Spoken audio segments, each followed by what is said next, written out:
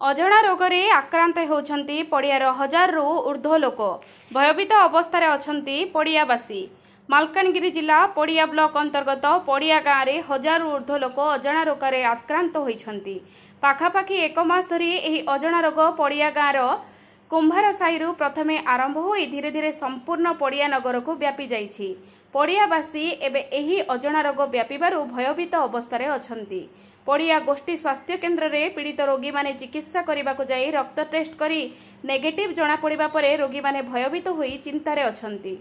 बारंबार खबर प्रसारण हेबा परे पड़िया गोष्ठी स्वास्थ्य केन्द्र टीम एवं एही स्वास्थ्य केन्द्र नोडाल ऑफिसर डॉक्टर हुसैन टीम सहित पड़िया गाँ क्रिस्टियन साई आक्रांत रहिथिबा कॉलोनी जाई नलपाणी पाइपलाइन पानी हैंडपंप पानी सप्लाई पानी सहित पीड़ित रोगी मानक मध्यरु 120 जनकर रक्त संग्रह करी टेस्ट करिबा पई कोरापुट को पठाइछंती बोली सीएचसी पड़िया सूत्ररू जणाइछि।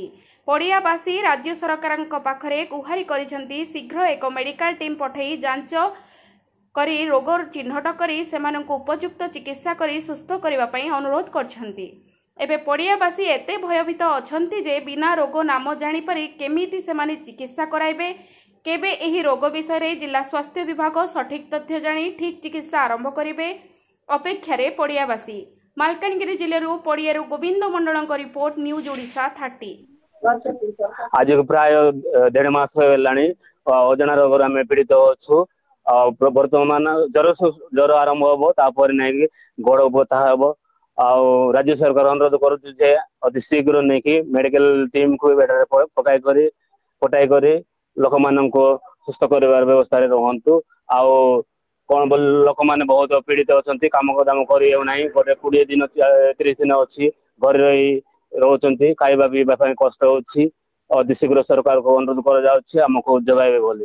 आज्ञा पड़िया पाखापाखि गोटे मास हो गला नुआ रोगटा गोटे बापी प्रति घरे घरे समस्त को जेहेतु जदि देखा गोटे घरे 5 जन थे 5 जन को व्यापिकी अच्छी छोट पिला आरंभ कर वृद्धा वयस्क लोक पर्यंत समस्त को लगी। आज्ञा ये रोगटा आम मेडिकल को जाइछु समस्त ट्रीटमेंट करूँ जेहेतु आम रक्त परीक्षा कला जना पड़ी आम से किसी भी आसुना नेगेटिव आसु केते दिन मेडिसिन खाइला ज्वर कमुची किंतु गोड़ हाथ बता बाटा हाथ बता आंगुठी बता जमी लोक मैंने चली पारना सही पारना यही अवस्था समस्त प्रति घरे अच्छा।